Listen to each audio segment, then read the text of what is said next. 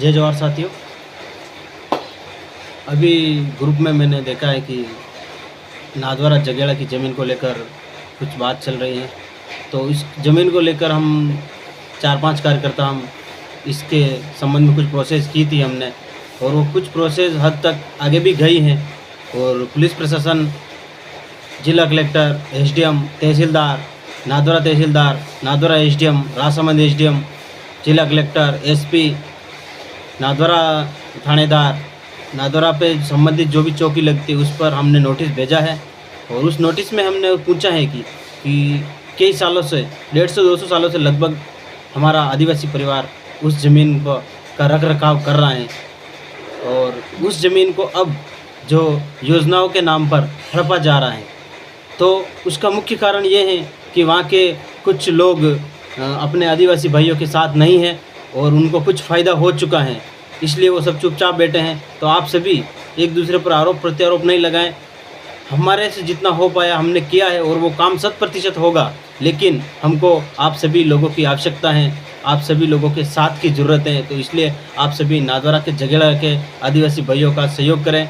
मैं भी आपके साथ हूँ और हम सब मिलकर एक जिला कलेक्टर पर महापड़ाव की तैयारी करते हैं, तो निश्चिंत ही अपनी ज़मीन बच जाएगी। क्योंकि लगभग देश आज़ाद हुआ तब से आदिवासियों की ज़मीन को हड़पा जा रहा है। क्यों हड़पा जा रहा है? क्योंकि आदिवासी लगभग कोई बिला नाम ज़मीन पर बैठा है, कोई चारागाह ज़मीन पर बैठा हुआ है। तो लगभग माना जाता है कि सरकार की ज़मीन पर बैठा है, लेकिन आदिवासी यूँ समझता है कि वो ज़मीन हमारी है, लेकिन सरकार उस पर अंकुश लगा कर बैठी है। तो सरकार जब चाहे तब उसको योजना के नाम पर ले रही है। तो हमको इसका विरोध किस प्रकार करना है और किस डॉक्यूमेंट्स दस्तावेज के साथ करना है, वो हमको सबको मिलकर बैठकर एक तैयारी रणनीति बनानी पड़ेगी। उसके बाद ही हम आगे की प्रोसेस कर सकेंगे, क्योंकि ये बड़ा मैटर है ज़मीन का। और लगभग ऐसा माना जा रहा है कि वहाँ पर 70 बीघा ज़मीन का अलॉटमेंट ग्राउंड के नाम पर हुआ, महाराणा प्रताप खेल स्टेडियम के नाम से। लेकिन वहाँ पर अपने आदिवासी भाइयों की ज़मीन ज़्यादा ली जा रही है, और वहाँ के जो कुछ जनप्रतिनिधि, सरपंच हो गए और वहाँ के कोई प्रधान हो गए, एमएलए हो गए, इन सब की मिलीभगत से अपने आदिवासियों की ज़मीन हड़पी जा रही है। तो हड़पने का मुख्य कारण ये है कि वहाँ पर वे लोग अपने लोगों को हटाकर दुकानें बनाएंगे, व्यवसाय करेंगे, धंधा करेंगे। तो अपने भाइयों को तो कहीं न कहीं नुकसान है, और अपने भाइयों के पास कुछ एविडेंस भी है। बिला नाम की पेनल्टी भरते थे वो कई सालों से, तो उस एविडेंस के मार्फत, और अपने भाइयों ने कोई नाथद्वारा अपने जो पहले राजशाही चलती थी, राजाओं की सरकार जो राजशाही चलती थी, उनसे भी खरीदी, उसका भी कोई पट्टा एविडेंस है। तो उसके मार्फत भी हम एसडीएम, तहसीलदार है, कलेक्टर है, संबंधित थाना है, उसको हम इन चीज़ों से, डॉक्यूमेंट से अवगत करवा के हम काम रुकवा सकते हैं। लेकिन वहाँ के लोगों को पहले जागृत होना पड़ेगा। हम तैयार हैं और ये काम करने के लिए तैयार हैं। हमने बहुत पहले भी काम किए हैं ज़मीनों के मैटर में, लेकिन वहाँ के लोग जब तक जागृत नहीं होंगे, जब तक हम ज़मीन को बचाने में नाकामयाब रहेंगे। तो आप दोस्तों इस वीडियो को अधिक से अधिक शेयर करें।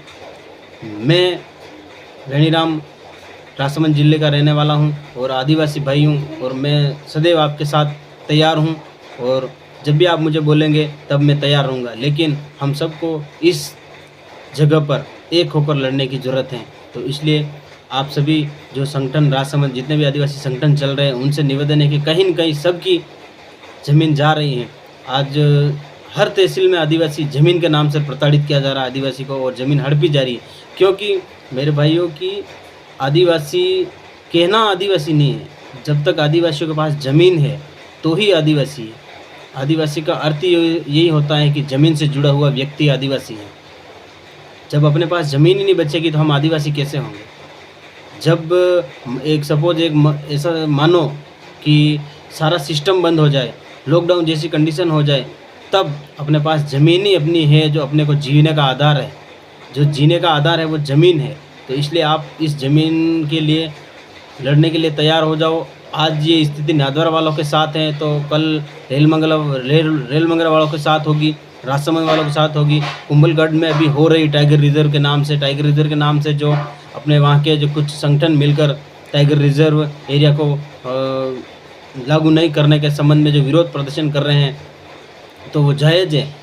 ऐसी कंडीशन लगभग राजसमंद की सब तहसीलों में आने वाली है, और जो सरकार की नज़र सबसे ज़्यादा फोकस है जो आदिवासियों की ज़मीन पर, क्योंकि आदिवासी जंगलात की ज़मीन पर बैठा हुआ है, और जंगलात की ज़मीन में खनन का ये खनन खनन करने के लिए भी सरकार अपनी से ज़मीन हड़प रही है और जंगलों को काट रही है, नष्ट कर रही है। तो इसलिए सभी एक साथ होकर लड़ें, सहयोग करें, तो अपन ज़मीन को बचा पाएँगे।